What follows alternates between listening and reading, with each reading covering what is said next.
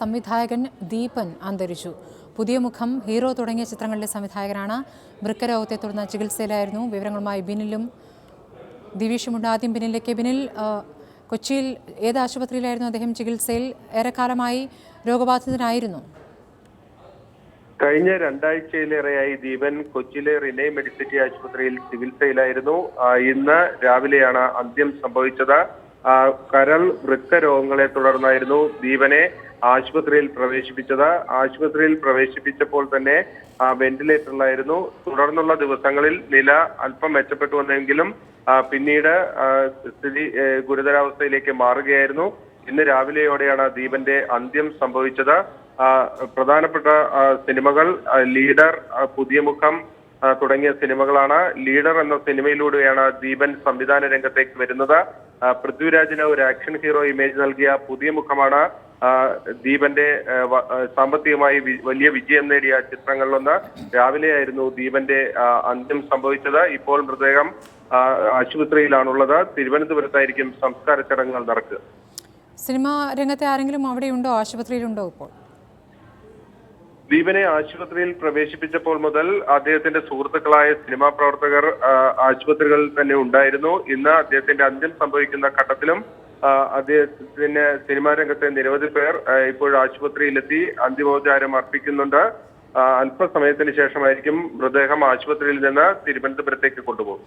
ഏറെക്കാലം മലയാള സിനിമയിലെ സംവിധായകരിൽ ഒരാളായി ദീപൻ പിന്നീട് 2003 വിജയകുമാറിനെ നായകനാക്കി ലീഡർ എന്ന ചിത്രത്തിലൂടെയാണ് അദ്ദേഹം ആദ്യമായി സ്വതന്ത്ര സംവിധായകനായി അരങ്ങേറിയത്. പക്ഷെ പിന്നീട് കുറച്ചു വർഷങ്ങളുടെ ഇടവേളയ്ക്ക് ശേഷമാണ് പുതിയ മുഖം എന്ന ചിത്രത്തിലൂടെ ഒരു മികച്ച തിരിച്ചുവരവ് മലയാള സിനിമയിലേക്ക് അദ്ദേഹം നടത്തിയത്. പൃഥ്വിരാജിന്റെ ഹിറ്റുകളിൽ ഏറ്റവും വലിയ ഹിറ്റുകളിൽ ഒന്നായി കണക്കാക്കാവുന്ന ചിത്രമാണ് പുതിയ മുഖം.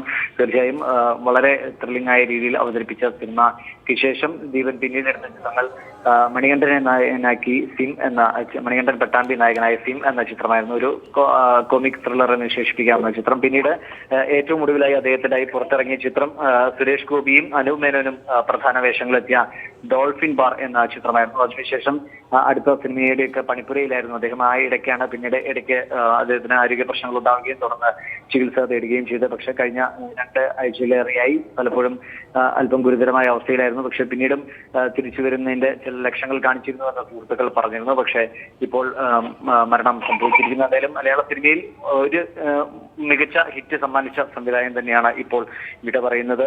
ഒട്ടേറെ പുതിയ പ്രോജക്റ്റുകൾ അദ്ദേഹത്തിന്റെ പരിഗണനയിൽ ഉണ്ടായിരുന്നതുമാണ്. എന്തായാലും ഏറ്റവും ഒടുവിൽ ഇറങ്ങിയ ഡോൾഫിൻ ബാർ ഒരു തരത്തിൽ ശ്രദ്ധിക്കപ്പെട്ട ചിത്രം കൂടിയായിരുന്നു. സുരേഷ് ഗോപിയും അനൂപ് മേനോനും ഒരുമിച്ച ഒരു വ്യത്യസ്ത പ്രമേയം കൈകാര്യം ചെയ്ത സിനിമയായിരുന്നു. ബോക്സ് ഓഫീസിൽ വമ്പൻ വിജയമായില്ലെങ്കിൽ പോലും അല്പം ശ്രദ്ധിക്കപ്പെട്ട ഒരു ചിത്രമായി തന്നെ പരിഗണിക്കാവുന്നതാണ് ഡോൾഫിൻ ബാറിനെ. എന്തായാലും മലയാളത്തിൽ നല്ല രീതിയിലേക്ക് വരാനിരുന്ന ഒരു സംവിധായകനെയാണ് നമുക്കിപ്പോൾ നഷ്ടമായിരിക്കുന്നത്. ദിവീഷ്, ഒരു ആക്ഷൻ ഹീറോ എന്ന നിലയ്ക്ക് പൃഥ്വിരാജിന് ഒരു പുതിയ ഇമേജ് നൽകുന്ന ചിത്രമായിരുന്നു പുതിയ മുഖം.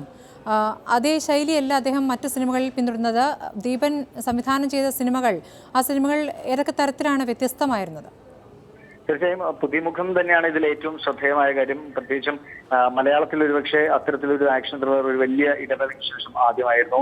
പൃഥ്വിരാജിന് വലിയൊരു മാസ് അപ്പീൽ ഉണ്ടാക്കി കൊടുത്ത ചിത്രമായിരുന്നു.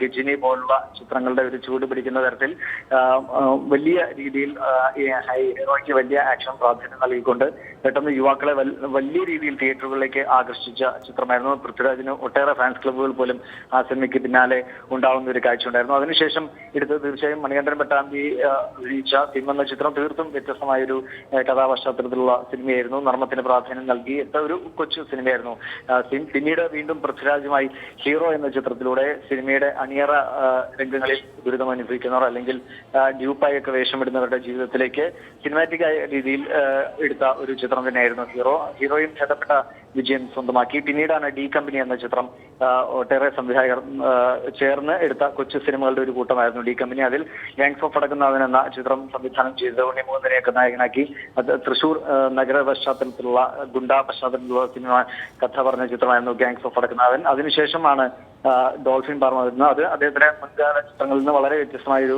പ്രമേയം തന്നെയായിരുന്നു. ഒരു അബ്കാരിയുടെ ജീവിതവും ഒപ്പം തന്നെ സുരേഷ് ഗോപി കൽപ്പനയുടെ ഏറ്റവും നല്ലൊരു കഥാപാത്രം എന്ന് വേണമെങ്കിൽ വിശേഷിപ്പിക്കാവുന്ന ഒരു ചിത്രമായിരുന്നു ഡോൾഫിൻ പാർക്ക്. സുരേഷ് ഗോപിയും കൽപ്പനയും പേരായി എത്തിയ ചിത്രം. അനുമേനൻ മറ്റൊരു പ്രധാന കഥാപാത്രത്തെ അവതരിപ്പിച്ചു. അങ്ങനെ ചെയ്ത സിനിമകളൊക്കെ ഒന്നിനൊന്ന് വ്യത്യസ്തമായ രീതിയിൽ തന്നെ അവതരിപ്പിക്കാൻ ശ്രമിച്ച സംവിധായകനായിരുന്നു ദീപൻ. ഇനിയും വരാനിരുന്നത് മികച്ച പ്രോജക്റ്റുകൾ അദ്ദേഹത്തിന്റെ പരിഗണനയിൽ ഉണ്ടായിരുന്നു എന്നാണ് അറിഞ്ഞത്. പക്ഷേ കഴിഞ്ഞ കുറച്ചു കാലങ്ങളായി ആരോഗ്യ പ്രശ്നങ്ങൾ അലട്ടിയിരുന്നതിനാൽ അതിൽ നിന്നെല്ലാം വിട്ടുനിൽക്കുകയായിരുന്നു. പലപ്പോഴും തിരിച്ചു വരുമെന്നൊരു പ്രതീക്ഷ എന്തായാലും അദ്ദേഹത്തിന്റെ സുഹൃത്തുക്കളൊക്കെ വച്ചു പുലർത്തിയിരുന്നു. എന്തായാലും മലയാളത്തിൽ യുവ സംവിധായകരുടെ കൂട്ടത്തിൽ നമുക്ക് ഒരു നഷ്ടം തന്നെയാണ് ദീപൻ. ദിവീഷ്, സ്വതന്ത്ര സംവിധായകൻ എന്ന നിലയ്ക്ക് 7 ചിത്രങ്ങളല്ലേ അദ്ദേഹം സംവിധാനം ചെയ്തത്. അതിനു മുമ്പ് ആർക്കൊപ്പമായിരുന്നു അദ്ദേഹം സംവിധാനത്തിൽ സഹായിച്ചിരുന്നത്? അദ്ദേഹം ഒട്ടേറെ പ്രമുഖ സംവിധായകരുടെ ഒപ്പം, ഷജികേരസ് അടക്കമുള്ള ഒട്ടേറെ പ്രമുഖ സംവിധായകരുടെ ഒപ്പം സഹ സംവിധായകനായി പ്രവർത്തിച്ചിട്ടുണ്ട്. ഒട്ടേറെ സിനിമാ പരിചയങ്ങൾക്ക് ശേഷമായിരുന്നു അദ്ദേഹം 2003 സ്വതന്ത്ര സംവിധായകനായി എത്തിയത്. തിരുവനന്തപുരം കേന്ദ്രമാക്കി പ്രവർത്തിച്ചിരുന്നു. അതിനു മുമ്പ് സ്ക്രീൻ രംഗത്തും ചെറിയ രീതിയിൽ അദ്ദേഹം സാന്നിധ്യം അറിയിച്ചിട്ടുണ്ട്. അങ്ങനെ സിനിമയിലേക്ക് വലിയൊരു അനുഭവ സമ്പത്തുമായി തന്നെയാണ് അദ്ദേഹം ആദ്യ ജോലിയിലേക്ക്, ആദ്യ സംവിധാന സംരംഭത്തിലേക്ക് എത്തിയത് എന്ന പ്രത്യേകതയാണ്. ഒറ്റയടിക്ക് സിനിമ എടുക്കുന്നതായിരുന്നില്ല. ഒട്ടേറെ സംവിധായകരുടെ കൂടെ നിന്ന് കൃത്യമായി സിനിമ പഠിച്ച് കിട്ടിയ അനുഭവങ്ങളുടെ പശ്ചാത്തലത്തിൽ തന്നെയായിരുന്നു ആദ്യ സിനിമയിലേക്ക് എത്തിയത്. ലീഡർ പക്ഷേ വിജയകുമാറിനെ നായകനാക്കി ചിത്രമാത്രം ബോക്സ് ഓഫീസിൽ അത്ര വിജയമായിരുന്നില്ല. പിന്നീട് ഒരു ചെറിയ ഇടവേളയ്ക്ക് ശേഷമാണ് പുതിയ മൂവീസിലൂടെ ഒരു വലിയ തിരിച്ചുവരവ് നടത്തിയത്. തീർച്ചയായും ഒറ്റ ചിത്രം കൊണ്ട് തന്നെ മലയാളത്തിലെ പ്രമുഖ സംവിധായകരുടെ ഇടയിലേക്ക് എത്തിപ്പെടാൻ ദീപന് കഴിഞ്ഞു എന്നത് പ്രത്യേകതയാണ്. പിന്നീടുള്ള സിനിമകൾ, ഇടവേളകളിലാണെങ്കിലും സിനിമകൾ ചെറിയ രീതിയിലെങ്കിലും ശ്രദ്ധിക്കപ്പെട്ടു. ഡോൾഫിൻ ബാർ കൂട്ടത്തിൽ പ്രമേയം കൊണ്ടെല്ലാം വ്യത്യസ്ത പുലർത്തിയ ചിത്രമായിരുന്നു. വലിയ അനുഭവ സമ്പത്ത് തീർച്ചയായും മലയാള സിനിമയിൽ ഉണ്ടായിരുന്ന ഒരു സംവിധായക പ്രതിഭ തന്നെയായിരുന്നു ദീപൻ. ഇനിയും നല്ല സിനിമകൾ അദ്ദേഹത്തിൽ നിന്ന് വരുമെന്ന ഒരു പ്രതീക്ഷയും തീർച്ചയായും ഉണ്ടായിരുന്നു.